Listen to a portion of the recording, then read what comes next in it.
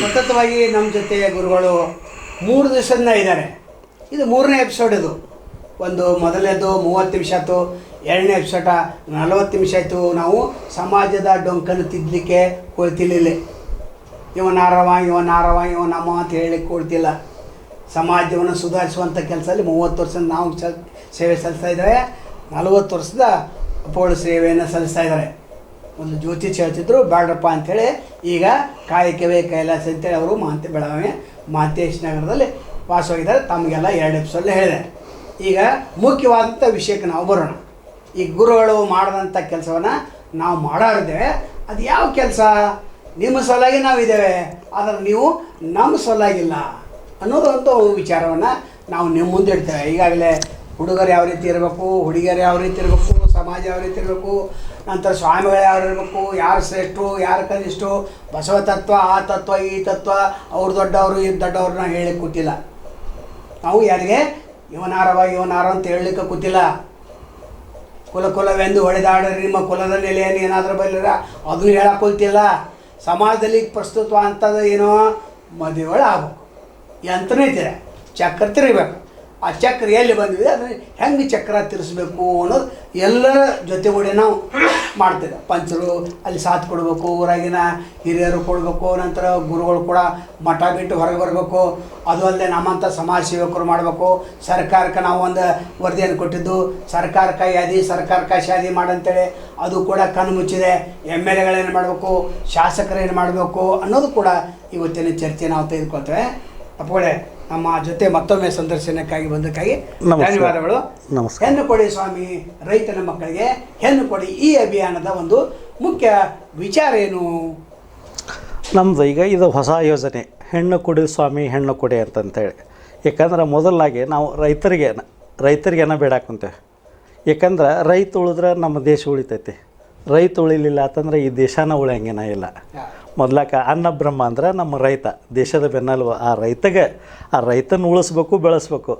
ಅವನ ಹೊಟ್ಟಾಗಿ ಇವರೆಲ್ಲರೂ ಬರ್ತಾರೆ, ಉಳ್ಕಾದಾರೆಲ್ಲರೂ. ಮೊದ್ಲಾಕ ನಮ್ಮ ರೈತ ಉಳಿಬೇಕು. ಮೊದ್ಲಾಕ ನಾವು ಹಳ್ಳಿಯಿಂದ ಸ್ಟಾರ್ಟ್ ಮಾಡ್ಬೇಕಂತ ಮಾಡಿ ಪ್ರತಿ ಹಳ್ಳಿಗೂ ಹೋಗಿ ಆ ಹಳ್ಳಿಯಲ್ಲಿರುವಂಥ ಜಂಗಮರನ್ನ, ಆ ಸ್ತ್ರೀ ಶಕ್ತಿ ಸಂಘಗಳನ್ನು, ಆ ಊರಾಗೆ ಯಾರು ಮದುವೆ ಆಗಿಲ್ಲ ಯುವಕರನ್ನ, ರೈತರ ಮಕ್ಕಳನ್ನ, ಮತ್ತು ಬೇರೆ ಬೇರೆ ಉದ್ಯೋಗದಾಗಿರುವಂಥ ಉದ್ಯೋಗಸ್ಥ ವರ್ಗಗಳನ್ನ ಕರ್ಕೊಂಡು ಪ್ರತಿ ಊರಾಗೂ ಇಂಥ ಊರನ್ನ ಪ್ರತಿ ಹಳ್ಳಿಗೆ ಹೋಗಿ ಓಣಿಗೆ ಹೋಗಿ ಪಾದಯಾತ್ರೆ ಮಾಡಿ ಒಂದು ಕಡೆ ನಾವು ಸೇರಿ ಆ ಇರುವಂಥ ಹುಡುಗಿ ತಂದೆ ತಾಯಿಗಳಿಗೆ ಅಥವಾ ಹುಡುಗನ ತಂದೆ ತಾಯಿಗಳಿಗೆ ಕನ್ವಿನ್ಸ್ ಮಾಡಿ ಹೇಳೋದು, ನೀವು ಇಂಥವ್ರಿ ಮಕ್ಕಳನ್ನ ಕೊಡ್ರಿ. ಮಕ್ಕಳು ಕೊಡಲಿಲ್ಲ ಅಂತಂದ್ರೆ ನಾಳೆ ಸಮಾಜ ಹಾಳಾಗಿ ಹೋಗ್ತೈತಿ. ಎಷ್ಟೋ ತಂದೆ ತಾಯಿಗಳು ಸಂಕಟದೊಳಗದಾರ. ಮದುವೆ ಮಕ್ಕಳು ಎಷ್ಟೋ 30-40 ವರ್ಷ ಆದರೂ ಅವ್ರವ್ರ ಮಕ್ಕಳಿಗೆ ಮದುವೆ ಆಗಲಿಲ್ಲ ಅಂತಂದ್ರೆ ಅವರು ಇದ್ರೊಳಗನ ಜೀವ ಬಿಟ್ಬಿಟ್ಟಾರೆ. ಎಷ್ಟೋ ಮಂದಿ ರೈತರ ಮಕ್ಕಳು ಊರ್ಲಕ್ಕೆ ಹಾಕೊಂತಾರೆ ಮದುವೆ ಆಗಿಲ್ಲ ಅಂತೇಳಿ. ನಮ್ಮ ಬೆಳಗಾವಿ ಜಿಲ್ಲೆದಾಗ ಎಷ್ಟೋ ಪ್ರಕರಣಗಳು ಬೆಳಕಿಗೆ ಬಂದಾವ. ಈಗ ಒಂದು ತಿಂಗಳದಾಗ ಎಷ್ಟೋ ಊರ್ಲಕ್ಕೊಂಡು ಸತ್ತಾರೆ, ಮದುವೆಯಾಗ ಹೆಣ್ಣು ನೋಡಿ ಕನ್ಯೆ ಸಿಕ್ಕಿಲ್ಲ ಅಂತೇಳಿ ಊರ್ಲಕ್ಕೊಂಡು ಸತ್ತಾರೆ. ಒಂದೊಂದು ಫ್ಯಾಮ್ಲಿನ ಪೂರ ಹೋಗ್ಯಾವ. ಅದಕ್ಕೆ ಹಿಂಗಾದ್ರೆ ಇದನ್ನು ನಾವು ತಡಿಬೇಕಂದ್ರೆ ಪ್ರತಿ ಹಳ್ಳಿಗೆ ಹೋಗ್ಬೇಕು. ನಾವು ಸಮಾಜದನ್ನು ಉಂಟೇವಂದ್ರೆ ಈ ಸಮಾಜದಾಗ ಏನು ಮುಖಂಡಿರ್ತಾರೆ, ಸಮಾಜದ ಗುರುಗಳು ಏನಿರ್ತಾರೆ, ಈ ಸಮಾಜದ ಋಣ ತೀರ್ಸೋಕ್ಕೊಂದು ಅವಕಾಶ ಐತಿಗಿದೆ. ಈ ಸಮಾಜದ ಅನ್ನ ಉಂಡಿರ್ತಾರೆ ಇಲ್ಲಿ ಇವರೆಲ್ಲ ರೈತರನ್ನ ಉಂಡಿರ್ತಾರಂದ್ರೆ ಈಗ ಒಂದು ಟೈಮ್ ಬಂದೈತಿ. ಇವನ್ನೆಲ್ಲ ಒಂದು ಮಾಸ್ಕಿಗೆ ಒಂದು ಟೈಮ್ ಬಂದಿತ್ತು ಕರೋನಾದಾಗ. ಅವಾಗ IC ಒಳಗೆ ಇಟ್ಟರೆ ಹಾಕ್ಕೊಂಡಕ್ಕಿದ್ರೆ ಅಷ್ಟ ಮಾಸ್ಕ್. ಅದಕ್ಕೂ ಒಂದು ಕಾಲ ಬಂತು. ಎಷ್ಟು ಒಂದು ಮಾಸ್ಕ್ $1,000 ರೂಪಾಯಿ ತನಾತ. ಹಾಂ, ಅದಕ್ಕೆ ಇವತ್ತು ಹೆಣ್ಣು ಮಕ್ಕಳಿಗೆ ಡಿಮ್ಯಾಂಡ್ ಐತಿ.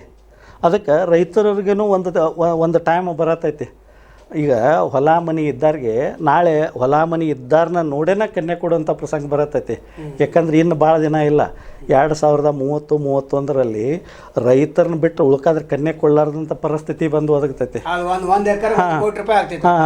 1 ಕೋಟಿ ಅಲ್ಲ 10 ಕೋಟಿನೂ ಆಗ್ಬೋದು. ಅಂಥ ಕಾಲ ಬರೋಂಗೈತಿ. ಯಾಕಂದ್ರೆ ಒಂದು ವರ್ಷಕ್ಕೆ 10 ಲಕ್ಷ ಎಕರೆ ನಮ್ಮ ರೋಡಿಗೆ ಗಟಾರಕ್ಕೆ ಲೇಔಟು ಮಾಡಿ ಹಾಳಾಗಿ ಹೊಂಟಾವು. ಇನ್ನು ಮುಂದೆ ಗುಡ್ಡ ಬೆಟ್ಟಗಳನ್ನು ಅವನ್ನ ಅಗದು ನಾವು ಬೆಳೆ ತೆಗೆಯಂಥ ಪ್ರಸಂಗಗಳ ಬರ್ತೈತಿ. ಅದಕ್ಕೆ ನಾವು ಇವು ಹೊಲಗಳನ್ನು ಉಳಿಸ್ಕೋಬೇಕಂದ್ರೆ ಫಸ್ಟ್ ನಾವು ರೈತರಿಗೆ ಮದುವೆ ಮಾಡ್ಬೇಕು. ಇಲ್ಲಾತಂದ್ರೆ ನಾವು ರೈತರಿಗೆ ಮದುವೆ ಮಾಡಲಿಲ್ಲ ಅಂತಂದ್ರೆ ರೈತ ಇದ್ದವ ಹೊಲ ಓದು ಲೇಔಟ್ ಮಾಡಿ ಮಾರ್ಕೊಂಡು ದೊಡ್ಡ ಶ್ರೀಮಂತ ಪೇಟೆಗೆ ಬಂದು ಉಳಿದು ಬಿಡ್ತಾನೆ. ಪೇಟೆಗೆ ಒಂದು ಯಾವ್ದಾರು ಬಿಸ್ನೆಸ್ ಮಾಡಕ್ಕಂತಂದ್ರೆ ಅವ್ನು ಕನ್ನೆ ಯಾರಾದರೂ ಕೊಡ್ತಾರೆ, ಆ ಲೆಕ್ಕಕ್ಕೆ ಬಂದುಬಿಡ್ತಾರೆ. ಅವ್ನು ಹೊಲ ಓತಂದ್ರೆ ಆ ಊರು ಹಾಳಾಗೇನೋ ಹೋಗಿಬಿಡ್ತೈತೆ ಅದು ಲೇಔಟಾಗಿ. ರೈತರ ಉಳಿಯಂಗಿಲ್ಲ, ಯಾಕಂದ್ರೆ ಇದ್ದ ಹೊಲಗಳೆಲ್ಲ ಲೇಔಟ್ ಆದಂದ್ರೆ ನಾಳೆ ಒಟ್ಟಿಗೆ ಮಣ್ಣು ತಿನ್ನೋದಾಕೈತಿ ಇದ್ದಾರೆಲ್ಲ. ಅದಕ್ಕೆ ಫಸ್ಟ್ ನಾವು ರೈತರನ್ನ ಉಳಿಸ್ಬೇಕಂದ್ರೆ ಹಳ್ಳಿಗೆ ನಾವು ಹೋಗ್ಬೇಕು. ಹಳ್ಳಿಯಾಗೇನ ರೈತರು, ಆ ಹಳ್ಳಿ ರೈತರನ್ನ ಉಳಿಸ್ಬೇಕಾದ್ರೆ ಎಲ್ಲ ಸಮಾಜದ ಮುಖಂಡರು, ಇದ್ರಾಗ ಜಾತಿ ಭೇದ ಮತ್ತು ಪಕ್ಷಾತೀತ ಎಲ್ಲ ಧರ್ಮಾತೀತ ಎಲ್ಲ ಬಂಧುಗಳು ಸೇರಿನೇ ಇದಕ್ಕೆ ಚಾಲನೆ ಕೊಟ್ಟು ಮುಂದುವರಿಸ್ಬೇಕು. ಇದನ್ನು ನಾವು ಈಗ ಯುವ ಸನ್ಯಾಸಿಗಳ ಚಾಲ್ತಿಯಲ್ಲಿರುವರಂದ್ರೆ ನಮ್ಮ ಕರ್ನಾಟಕಕ್ಕೆ ಬೇಕಾಗಂಥ ಸ್ವಾಮಿಗಳಂದ್ರೆ ನಮ್ಮ ಶಶಿಕಾಂತ್ ಪಡಸಲ್ಗಿ ಸ್ವಾಮಿಗಳು. ಈಗ ಅವರು ಹೆಚ್ಚು ರೈತ ಶಶಿಕಾಂತ್ ಗುರೂಜಿ ಅವರು ರೈತ ಸಂಘದೊಳಗೆ ಹೆಚ್ಚಿನ ಹೆಸರು ಐತಿ ಈಗ ಅವ್ರದ್ದೆಲ್ಲ. ಇವತ್ತು ಗುರ್ಲಾಪುರದೊಳಗೆ ಕಬ್ಬಿಗೆ ಒಂದು ಬೆಲೆ ಬರಬೇಕಂದ್ರೆ ಅವ್ರ ಹೋರಾಟನ ಕಾರಣ. ಉಳ್ಕಾದವ್ರು ಯಾರು ಮಾಡಿದ್ರು ಆ ಬೆಲೆ ಯಾರಿಗೂ ಸಿಗ್ತಿದ್ದಿಲ್ಲ. ಅವತ್ತು ಶಶಿಕಾಂತ್ ಗುರೂಜಿ ಅವರು ಅದಾರಂತಂತೇಳಿ ಆ ಬೆಲೆ ಬಂತು. ಯಾಕಂದ್ರೆ ನಿಸ್ವಾರ್ಥ ಸನ್ಯಾಸಿ ಅದಾರ ಅವರು. ನಮಗಾದ ಬೇಕು ಈದು ಬೇಕು ಅಂತ ಅನ್ನೋ ಸನ್ಯಾಸಿ ಅಲ್ಲ. ಕಾವಿ ಹಾಕ್ಕೊಂಡು ಸ್ವಾಮಿಗಳು ಕೇಳ್ತಾರಲ್ಲ, ನಮಗೆ 50 ಲಕ್ಷ ರೂಪಾಯಿ ಕಾರ್ ಬೇಕು, ಕೋಟಿ ರೂಪಾಯಿ ಕಾರ ಬೇಕು, ನಮ್ಗೆ ಹಿಂಗೆ ಬೇಕು ಅನ್ನೋಂಥ ಸ್ವಾಮಿಗಳೆಲ್ಲ ಅವ್ರು.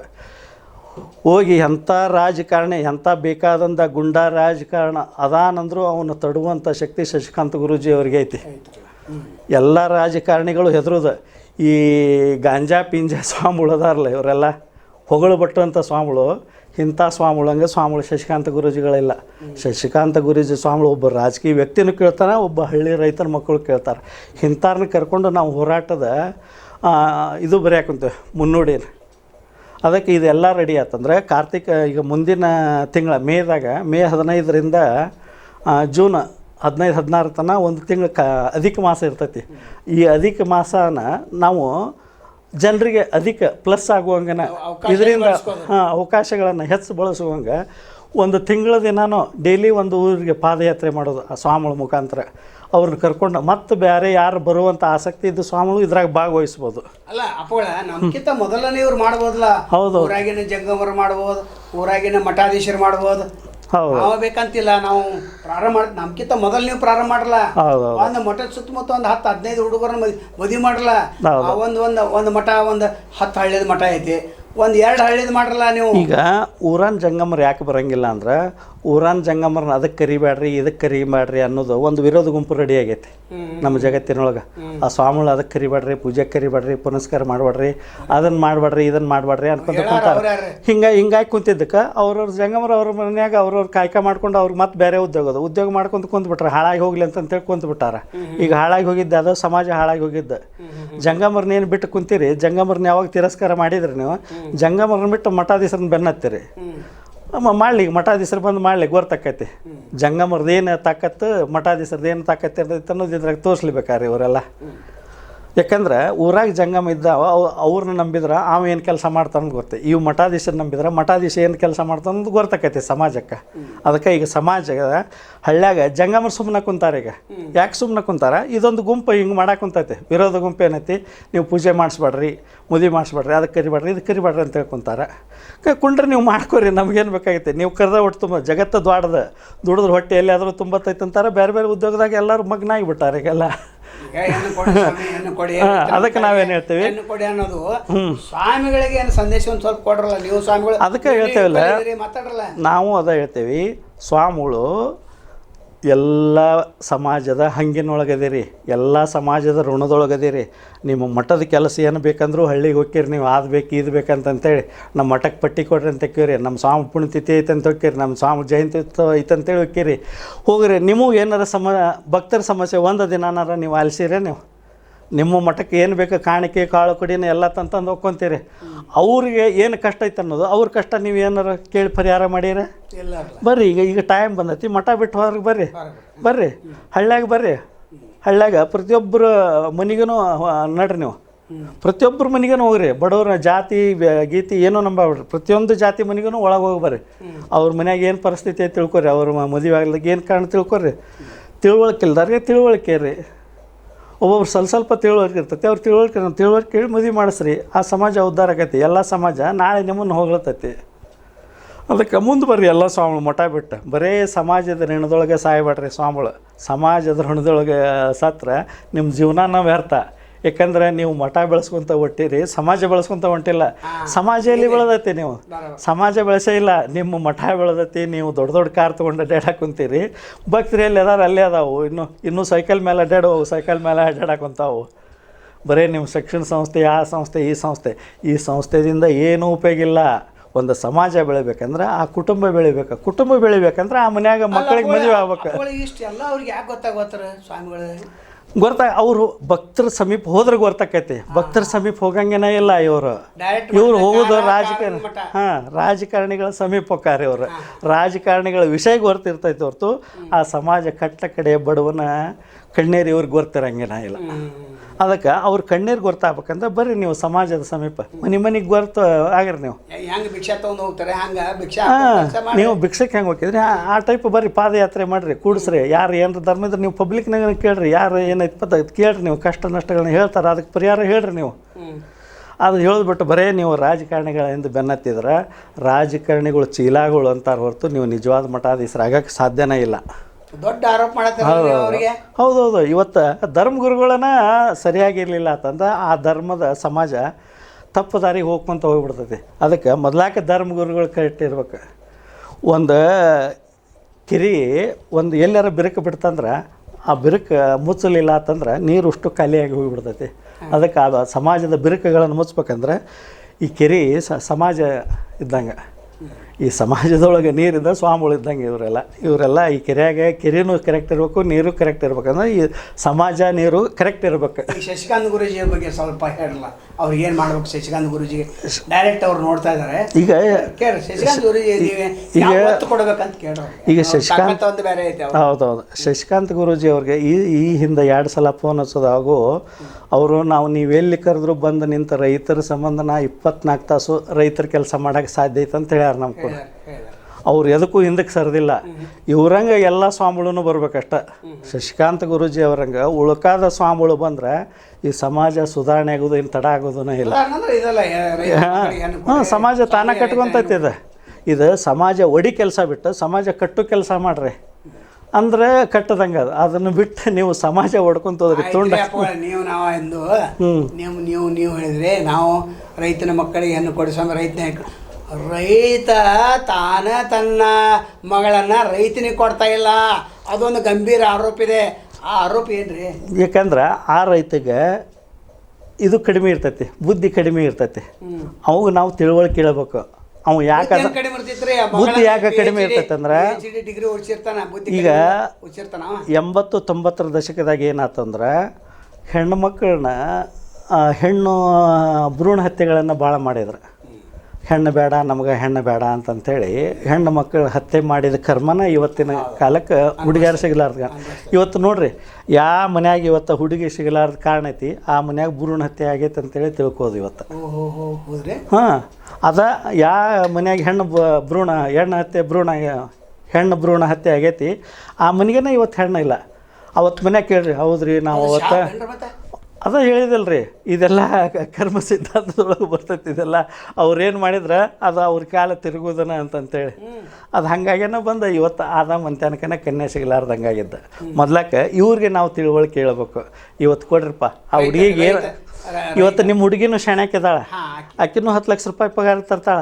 ಒಂದು ರೈತನ ಮನೆಗೆ ಕೊಡ್ರಿ, ಅವನದು ಹೊಲ ಮನೆ ಐತಿ, ಅವನು ಸಾಕಷ್ಟು ಬೆಳೆ ಬರ್ತೈತೆ. ಹೌದೌದು, ಎಲ್ಲ ಇರ್ತಾನ. ಸಾಫ್ಟ್ವೇರ್ ಇಂಜಿನಿಯರ ಬೆಂಗಳೂರ, ದಿಲ್ಲಿ, ಬಾಂಬೆ ಕೇಳತ್ತಾನಲ್ಲ ರೈತ ಕೂಡ ತನ್ನ ಮಗಳಿಗೆ. ಈಗ ಸಾಫ್ಟ್ವೇರ್ ಇಂಜಿನಿಯರ್ಗಳ ಬಾಳೆ ಅವ್ರು ಸಾಫ್ಟ್ವೇರ್ ಆದಂಗೆ ಆಗಿಬಿಟ್ಟೈತೆ. ಈಗೆಲ್ಲ ಸಾಫ್ಟ್ವೇರ್ ಇಂಜಿನಿಯರ್ ಬಾಳೆ ಅವ್ರು ಸಾಫ್ಟ್ವೇರ್ನ ಇಲ್ದಂಗೆ ಆಗಿಬಿಟ್ಟೈತೆ. ಒಂದೇದು ಹೇಳ್ಬೇಕಂದ್ರೆ ಈಗ ಸಾಫ್ಟ್ವೇರ್ ಇಂಜಿನಿಯರ್ಗಳಿಗೆ ಮಕ್ಕಳಾಗವಲ್ಲು ಈಗ ಅವರೆಲ್ಲ. ಯಾಕಂದ್ರೆ 35 ವರ್ಷ ಆಗಿಬಿಟ್ಟಾವ ಈಗೆಲ್ಲ ಅವ್ರಿಗೆಲ್ಲ. 35 ವರ್ಷ ಕಂಪ್ಯೂಟರ್ ಮುಂದೆ ಕಾಯಂ ಕುಂಡ್ರದಿಂದ ಅವ್ರ ಶರೀರದಾಗ ರಕ್ತ ಚಲನವಲನಗಳು ಕಡಿಮೆ ಆಗ್ತಿರ್ತಾವೆ. ಇರಲಿ, ಈಗ ಏನು ರೈತ ತನ್ನ ಮಗನಿಗೆ ಹೆಣ್ಣು ಕೊಡ್ತಾ ಇಲ್ಲ, ಸ್ವಲ್ಪ ಬುದ್ಧಿವಾದ ಇನ್ನೊಂದು ಸ್ವಲ್ಪ ವಿಸ್ತಾರವಾಗಿ ಅದೇ. ಈಗ ನಾವೆಲ್ಲ ಕಬ್ಬಿನ ಬೆಲೆಗೆ ಬೇಕಂದ್ಬಿಟ್ಲೆ ರಾಜಕಾರಣಿಗಳು ಹೆಂಗೆ ಬುದ್ಧಿ ಹೇಳಿದ್ವಲ್ಲ, ಹಂಗೆ ನಾವು ರೈತರಿಗೂ ಬುದ್ಧಿ ಹೇಳಕ್ಕೆ ಬರ್ತೈತಲ್ಲ. ಬೆಂಬಲ ಬೆಲೆ ಕೊಡ್ರಿ ಅಂತೇಳಿ ಕಬ್ಬಿಗೆ ಬೆಲೆ ಕೇಳಿದ್ವಿ ನಾವಾಗ.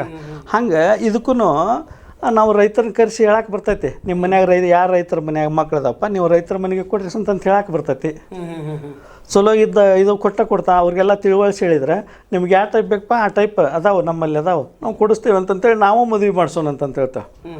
ಒಂದು ಹಳ್ಳಿಗೆ 10 ಮದುವೆ ಮಾಡಿಸಿದ್ರೂ ಸಾಕು, ನಮ್ಮ ಇಡೀ ಕರ್ನಾಟಕ ಮತ್ತು ಸಮಾಜ ದೊಡ್ಡದಾಕೊಂತ ಹೋಗ್ತೈತೆ ನಮ್ದು. ಇಲ್ಲತ್ತಂದ್ರೆ ಸಮಾಜ ಅಧೋಗತಿಗೆ ಹೋಗಿಬಿಡ್ತೈತಿ. ಎಷ್ಟೋ ಮಂದಿ ತಂದೆ ತಾಯಿಗಳು ಮಕ್ಕಳಿಲ್ದ ಸಾಯ್ತಾರೆ, ಮೊಮ್ಮಕ್ಕಳಿಲ್ದ ಸಾಯ್ತಾರೆ, ಮದುವೆ ಇಲ್ದ ಸತ್ತು ಹೋದ್ರೆ ಎಷ್ಟೋ ಮಂದಿ ಹುಡುಗರಿಗೆ. ಹಿಂಗಾತಂದ್ರೆ ಇದೆಲ್ಲ ಅವನತಿ ಸ್ಥಿತಿ. ಮತ್ತು ಹೀಗಾಗಿ ಇನ್ನೊಂದು ಏನೈತಂದ್ರೆ ಎಷ್ಟೋ ಮಂದಿ ಹುಡುಗಿಯರ ಮಾರಾಟಕ್ಕೆ ಹಾಕೊಂತಾರೆ ಬೇರೆ ಬೇರೆ ರಾಜ್ಯಗಳಿಗೆ. ಬಡಬಗ್ರ ಹೆಣ್ಮಕ್ಳೆಲ್ಲ ಬೇರೆ ಬೇರೆ ರಾಜ್ಯಗಳಿಗೆ ನಾಪತ್ತೆಯಾಗಿ ಹೊರಗೆ ಹೋದಂಥ ಸುದ್ದಿನೇ ಇಲ್ಲ. ಹಾಂ, ಈಗ ಅವ್ರು ಏನು ಹೇಳ್ತಾರಂದ್ರೆ ಎಲ್ಲೋ ಹೋಗಿಬಿಟ್ಟಿರ್ತಾರೆ. ಅವ್ರು ಹೇಳಂಗೇನಲ್ಲ, ಮರ್ಯಾದೆ ಪ್ರಶ್ನೆ ಇರ್ತೈತಿ. ಹೋಗ್ಯಾಳಂದ್ರೆ ಮರ್ಯಾದೆ ಪ್ರಶ್ನೆ ಐತಿ, ಮದುವೆ ಮಾಡಿ ಕೊಟ್ಟ ಅಂತಂತ ಹೇಳಿಬಿಟ್ಟಿರ್ತಾರೆ. ಸೊ ಎಷ್ಟೋ ಮಂದಿ ನಮ್ಮಲ್ಲಿ ಈ ಸಲ ಅಂದ್ರೆ 60,000ದಿಂದ 80,000 ಹುಡುಗಿಯರು ನಾಪತ್ತೆಯಾಗ್ಯಾರ ನಮ್ಮ ಕರ್ನಾಟಕದೊಳಗೆ. ಪ್ರಮೋದ್ ಮುತ್ತಲಿಕ್ ದೇಸಾಯಿ ಅದನ್ನ ಹೇಳ್ತಾರೆ. ಅದಕ್ಕೆ 60,000ರಿಂದ 80,000 ಇವು ಹೋಗೋಕ್ಕೆ ಕಾರಣ ಏನಂದ್ರೆ ಇದು ಸಮಾಜ ಸುವ್ಯವಸ್ಥೆ ಒಳಗಿಲ್ಲ. ಯಾರಿಗೆ ಎಷ್ಟು ವರ್ಷ ಹಿಂದೆ ಕೆಟ್ಟೈತಿರ ಸಮಾಜ? 10 ವರ್ಷ 5 ವರ್ಷ ಇತ್ತೀಚೆಗೆ ಈಗ 10 ವರ್ಷದಿಂದ ಈಚೆ ಕಡೆ ಏನೈತಿ ಎಜುಕೇಷನ್ ಜಾಸ್ತಿ ಆಯ್ತು ನಮ್ಮ ಸಮಾಜದೊಳಗೆ. ಹೆಣ್ಮಕ್ಳಿಗೆ ಜಾಸ್ತಿ ಕಲಿಸೋದಾಯ್ತು. ಯಾವಾಗ ಹೆಣ್ಮಕ್ಳಿಗೆ ಜಾಸ್ತಿ ಎಜುಕೇಷನ್ ಅದ ಸಂಸ್ಕಾರ ಇಲ್ಲದ ಎಜುಕೇಷನ್ ಬಂತು ಅವಾಗ ನಮ್ಮ ಸಮಾಜ ಅಧೋಗತಿ ಕಡೆ ನಮ್ಮ ಮುಖ ಮಾಡಿ ಹೊಂಟ್ತದೆ. ಇದನ್ನು ನಾವು ಈಗ ನಿಲ್ಲಿಸ್ಲಿಲ್ಲ ಅಂತಂದ್ರೆ ಮುಂದಿನ ಪೀಳಿಗೆ ನಮ್ದು ಇರಂಗೇನೇ ಇಲ್ಲ. ಇದು ಕೊನೆ ತಲೆಮಾರ ಅಂತೇಳಿ ತಿಳ್ಕೊಂಡು ಬಿಡೋದು ನಮ್ಮದು. ಅವ್ರ ಟ್ಯಾಟೋ ಹಾಕತ್ತಾರ, ನಮ್ಮ ಸಂಸ್ಕೃತಿಯಾಗ ಬರಂಗಿಲ್ಲ. ಅವ್ರ ಪಾರ್ಟಿ ಮಾಡತ್ತಾರ, ನಮ್ಮ ಇದ್ರಾಗ ಬರಂಗಿಲ್ಲ. ಅವರು ಡಾನ್ಸ್ ಪಾರ್ಟಿಗೆ ಹೋಗ್ತಾ ಇದ್ರ ನಮಗೆ ಬರಂಗಿಲ್ಲ, ನಮ್ಮ ಇದ್ರಾಗ ಬರಂಗಿಲ್ಲ. ಅವರು ಬೇರೆ ಡ್ರೆಸ್ ಹಾಕ್ತಾರ, ನಮಗೆ ಬರಂಗಿಲ್ಲ. 12 ಗಂಟೆ ರಾತ್ರಿಗೆ ಬರತ್ತಾರ, ಅವ್ರು ನಮಗೆ ಗೊತ್ತಿಲ್ಲ. ನಂತರ ಬಾಯ್ ಫ್ರೆಂಡ್ ಅವ್ರ ಪಾರ್ಟಿ ಹೋಗಿದ್ದೆ ಬರೇ ಬರ್ದಾರ ಅಂತಾರ. ನಂಬುವಂತ ಸ್ಥಿತಿಯಲ್ಲಿ ಯಾರು ಇಲ್ಲ. ಇಷ್ಟೆಲ್ಲ ಇದ್ದಾಗ ಅವ್ರು ಸಾಫ್ಟ್ವೇರ್ ಇಂಜಿನಿಯರ್ ಯಾಕೆ ಬೇಕಂತ ಈ ಹುಡುಗರು ಹುಡುಗರು ಈಗ ನೋಡ್ರಿ, ಒಬ್ಬ ಡಾಕ್ಟರ್ಗೆ ಕಲಿಬೇಕಂದ್ರೆ ಒಂದೇ ಉದ್ದೇಶದಿಂದ ಕಲ್ತಿರೋದಿಲ್ಲ. ಒಬ್ಬ ಡಾಕ್ಟರ್ ತನ್ನ ಮನ್ಯಾಗ ಏನೋ ಘಟನೆ ನಡೆದಿರ್ತೈತಿ, ತಂದೆಯೋ ತಾಯಿಯೋ ಸಂಬಂಧಿಕರು ಯಾರೋ ಸತ್ತಿರ್ತಾರೆ. ಅವಾಗ ನಾನೊಬ್ಬ ಡಾಕ್ಟರ್ ಆಗಿದ್ದೆ ಅಂದ್ರೆ ಇವ್ರನ್ನೆಲ್ಲ ಉಳಿಸ್ಬೋದಿತ್ತಲ್ಲ ಅಂಥೇಳಿ ವಿಚಾರ ಮಾಡ್ತಾನೆ. ಇದು ಒಂದು ಪ್ರೊಫೆಷ್ನಲ್ ಡಾಕ್ಟರ್ಗೆ. ಇನ್ನೊಂದಕ್ಕೆ ಡಾಕ್ಟರ್ಗೆ ಕಲ್ತಿರ್ತಾನೆ. ನಾನು ಡಾಕ್ಟರ್ ಕಲ್ತೀನಿ ಅಂದ್ರೆ ಬಡತನ ಇರ್ತಿರ್ತೈತೆ ಅವಾಗ. ನಾವು ಡಾಕ್ಟರ್ ಚಂದ ಕಲ್ತಂದ್ರೆ ನನ್ನ ಕುಟುಂಬನ, ನನ್ನ ಸಂಬಂಧಿಕರನ್ನ ಎಲ್ಲ ಚಲೋ ಸಲೋಬೋದು ಅಂತೇಳಿ ಇವೊಂದು ಟೈಪ್ ಡಾಕ್ಟರ್ಗೆ ಕಲ್ತಿರ್ತಾನೆ. ಇನ್ನೊಬ್ಬ ಒಬ್ಬ ಡಾಕ್ಟ್ರಾಗಿ ಕಲ್ತಂದ್ರೆ ಸಾಕಷ್ಟು ಇನ್ಕಮ್ ಇರ್ತೈತಿ. ಚಲೋ ಮನೆ ಇರ್ಬೋದು, ಚಲೋ ಕಾರ್ ಇರ್ಬೋದು, ಚಲೋ ಜೀವನ ಇರ್ಬೋದು, ಚಲೋ ಊಟ ಮಾಡ್ಬೋದು, ಚಲೋ ಸಮಾಜದಾಗ ಹೆಸರು ಗಳಿಸ್ಬೇಕಂತೇಳಿ ಹಿಂಗೆ ಮಾಡಿರ್ತಾನೆ. ಇನ್ನೂ ಒಂದು ಡಾಕ್ಟರ್ ಕಲ್ತಿರ್ತಾನೆ, ನಾ ದೊಡ್ಡ ಬಿಸ್ನೆಸ್ ಮಾಡ್ಕೋಬೋದು, ಇದರಿಂದ ಲಘು ರೊಕ್ಕ ಬರ್ತೈತಿ, ಲಘು ನನ್ನ ಬಿಸ್ನೆಸ್ ಇಂಪ್ರೂವ್ ಮಾಡ್ಕೋಬೋದು, ನಾಳೆ ನಾನು ರಾಜಕೀಯಕ್ಕೆ ಸೇರ್ಬೋದು, ರಾಜಕೀಯಕ್ಕೆ ಸೇರಿ ಮಂತ್ರಿ ಆಗ್ಬೋದು. ಇಷ್ಟು ಟೈಪ್ ಡಾಕ್ಟರ್ಗೆ ಕಲ್ತಿರ್ತಾರೆ. ಪ್ರಶ್ನೆ ಇದ್ದು ರೈತ ಸ್ವಾಮಿ, ರೈತನ ಮಕ್ಕಳಿಗೆ ಹೆಣ್ಣು ಕೊಡಿ ಅಂತ ಈ ರೈತನಿಗೆ ಇನ್ನಷ್ಟು ಬುದ್ಧಿವಾದನ ಹೇಳುವಂಥ ಒಂದು ವೇದಿಕೆಯನ್ನು ಯಾವಾಗ ರೆಡಿ ಮಾಡೋದು? ನಾವು ಅಧಿಕ ಮಾಸ ಯಾವಾಗ ಚಾಲು ಆಕೈತಿ, ಆ ಅಧಿಕ ಮಾಸ ಚಾಲು ಆದಾಗಿನಿಂದ ಅಧಿಕ ಮಾಸ ಮುಗಿಯುವವರೆಗೂ ಈ ರೈತರ ಮಕ್ಕಳಿಗೆ ಹೆಣ್ಣು ಕೊಡಿ ಸ್ವಾಮಿ, ಹೆಣ್ಣು ಕೊಡಿ ಅಂತೇಳಿ ಅಭಿಯಾನ ಸ್ಟಾರ್ಟ್ ಮಾಡ್ಬೇಕಂತೇಳಿ ನಾವು ಹಾಕಿ ಒಂದೊಂದು ಹಳ್ಳಿಯಲ್ಲಿ ಧ್ವಜ ಹಾಕ್ಬೋದ್ರಲ್ಲ ಇವರು. ಹೌದೌದು, ಫ್ಲಾಗ್ ಹಾಕ್ತಾರಲ್ಲಿ ಅವೇರ್ನೆಸ್ ಮೂಡುವಂತ ಸಂಘಗಳಿದಾವ. ಅವ್ರೊಂದು ಧ್ವಜ ಹಾಕಲ್ರಲ್ಲ, ಊರಿಗೆ ಹಾಕಲಿ ಅಥವಾ ಒಂದು ಬೋರ್ಡ್ ಬದಲಿಸಿರಲ್ಲ, ಪ್ರತಿಯೊಂದು ಸ್ವಾಮಿ ನಾವು ರೈತರ ಮಕ್ಕಳು ಪ್ರತಿಯೊಂದು ಹಾಕಲ್ಲ. ನೀವು ಹೌದೌದು ಪ್ರತಿಯೊಂದು ಭಾಗದ ಯುವಕರು ಕೇಳತ್ತೇವೆ, ಸಂಘ ಸಂಸ್ಥೆಗಳು ಕೇಳತ್ತೇವೆ, ನೀವೇನು ಪ್ರಜ್ಞಾವಂತರು ಕೇಳತ್ತೆ. ಅಲ್ಲಿರ್ತಕ್ಕಂಥ ಸ್ವಾಮಿಗಳ ನಿಮ್ಮ ಊರಿಗೆ ಒಂದು ಬೋರ್ಡ್ ಹಾಕಿರಲ್ಲ, ಹೆಣ್ಣು ಕೊಡಿ ಸ್ವಾಮಿ, ರೈತರ ಮಕ್ಕಳು ಹೆಣ್ಣು ಕೊಡಿ, ಸ್ವಲ್ಪ ಅವೇರ್ನೆಸ್ ಆಗ್ತೈತೆ. ಯಾಕಂದ್ರೆ ಹಿಂದೆ ರೈತ ಸಂಘದವ್ರು ಬೋರ್ಡ್ ಹಾಕಿರೋದು ಭ್ರಷ್ಟಾಧಿಕಾರಿಗಳಿಗೆ ಊರಿನಲ್ಲಿ ಪ್ರವೇಶ ಇಲ್ಲ ಅಂತೇಳಿ. ಹಾಗೆ ನೀವು ಬೋರ್ಡ್ ಹಾಕಿರಲ್ಲ, ಬೋರ್ಡ್ ಹಾಕಕ್ಕಾಗಲಿಲ್ಲ. ನಿಮ್ಗೆ ಚೌಕುಗಳದಾವ, ದೊಡ್ಡ ಫ್ಲಾಗ್ ಹಾಕ್ರಿ. ಇದು ಯಾವ ಫ್ಲಾಗ್? ರೈತನ ಮಕ್ಕಳಿಗೆ ಹೆಣ್ಣು ಕೊಡಿ ಸ್ವಾಮಿ, ರೈತನ ಮಕ್ಕಳಿಗೆ ಹೆಣ್ಣು ಕೊಡಿ ಅಂತ. ಅವನು ರೈತ ವಿಚಾರ ಮಾಡ್ತಾನೆ, ಹೌದು ನನ್ನ ಮನ್ಯಾಗೂ ಹೆಣ್ಣಿದೆ, ನನ್ನ ಸಲುವಾಗಿ ಇದು ಪ್ರಯತ್ನ ಮಾಡ್ತಾ ಇದಾರಲ್ಲ ಇವರು, ಅವರು ಕೂಡ ಕೂಡ್ತಾರೆ. ಪ್ರತಿಯೊಂದು ಹಳ್ಳಿಗೂ ಹೆಣ್ಣು ಕೊಡು ಸ್ವಾಮಿ, ಹೆಣ್ಣು ಕೊಡು. ಅಲ್ಲಿಯ ರೈತ ಸಂಘದವರು ಇದನ್ನ ಬೋರ್ಡ್ ಹಾಕಬೇಕು. ಯಾವಾಗ ನಾಳಿಂದನೇ ಚಲೋ ಆಗಿಬಿಟ್ರನ್ಕ ಅಡ್ಡಿನೇ ಇಲ್ಲದ. ಯಾಕಂದ್ರೆ ಇನ್ನೊಂದು 15 ದಿನ ಪೂಜಾರಿ ಹೇಳ್ರಿ, ಅವ್ರು ಕೊಡು ಸ್ವಲ್ಪ ತಾಕತ್ತೈತೆ, ರೈತರು ಬೋರ್ಡ್ ಹಾಕ್ತಾರ. ಅವ್ರು ಎಷ್ಟು ಹೇಳ್ಬಿಡ್ರಿ, ಮುಗಿಸ್ಬಿಡೋಣ, ಸಂದರ್ಶನ ಮುಗಿಸ್ಬಿಡೋಣ. ಭಾಳ ಐತಿ, ನಿದ್ದೆ ಬರತ್ತೈತಿ. ಜನ್ನಪ್ಪ ಪೂಜಾರಿ ಅವರೇ ಮತ್ತು ಶಶಿಕಾಂತ್ ಗುರೂಜಿ ಅವ್ರದ ಈಗ ರೈತ ಸಂಘದೊಳಗೆ ಮುಂಚೂಣಿಯಲ್ಲಿರೋ ಹೆಸರುಗಳು. ಇವರು ಮನಸ್ಸು ಮಾಡಿದ್ರಿಂದ ನಾಳೆ ಒಂದು ಕರೆ ಕೊಟ್ರಂದ್ರೆ ಇಡೀ ಎಷ್ಟು ನಮ್ಮ ಕರ್ನಾಟಕದಾಗ ಹಳ್ಳಿಗಳದಾವು, ಪ್ರತಿಯೊಂದು ಹಳ್ಳಿಯಲ್ಲಿ ರೈತರಿಗೆ ಹೆಣ್ಣು ಕೊಡಿ ಸ್ವಾಮಿ ಹೆಣ್ಣು ಕೊಡಿ, ಪ್ರತಿಯೊಂದು ಬಸ್ ಸ್ಟ್ಯಾಂಡ್ದಾಗೂ ಮುಖ್ಯ ಸ್ಥಳಗಳಲ್ಲಿ ಇದೊಂದು ಬೋರ್ಡ್ ಹಾಕಿಸ್ಬಿಡ್ರಿ. ಇದು ಹಾಕ್ಸಿದ್ರಂದ್ರೆ ನಮ್ದು ಮೇ ಏನು ಅಧಿಕ ಮಾಸ ಪ್ರಾರಂಭ ಆಕೈತಿ. ಆ ಪ್ರಾರಂಭದಿಂದ ಪ್ರತಿಯೊಂದು ಹಳ್ಳಿಯಾಗಿಂದೂ ನಾವು ಪಾದಯಾತ್ರೆ ಹೋಗಿ ರೈತರಿಗೆ ಕನ್ವಿನ್ಸ್ ಮಾಡುವಂಥದ್ದು ಕಾರ್ಯಕ್ರಮ ಮಾಡೋಕ್ಕೆ ಪ್ರಾರಂಭ ಮಾಡ್ತೀವಿ. ಇಲ್ಲಿವರೆಗೆ ನಮ್ಮ ಜೊತೆ ಸುದೀರ್ಘವಾಗಿ ಮಾತಾಡ್ರಿ, 3ನೇ ಎಪಿಸೋಡ್ ಮುಗಿಸ್ರಿ. ಇನ್ನೊಂದು 2-3 ತಿಂಗಳಾದ ನಂತರ ಏನು ಅಭಿಯಾನ ಪ್ರಾರಂಭ ಮಾಡ್ತೀವಿ, ಅವಾಗ ಒಂದು ಸಂದರ್ಶನ ಮಾಡೋಣ. ನಮ್ಮ ಜೊತೆ ಸುದೀರ್ಘವಾಗಿ ಮಾತಾಡ್ತಕ್ಕಂಥ ತಮಗೆ ಧನ್ಯವಾದ ಸರ್. ನಮಸ್ಕಾರ.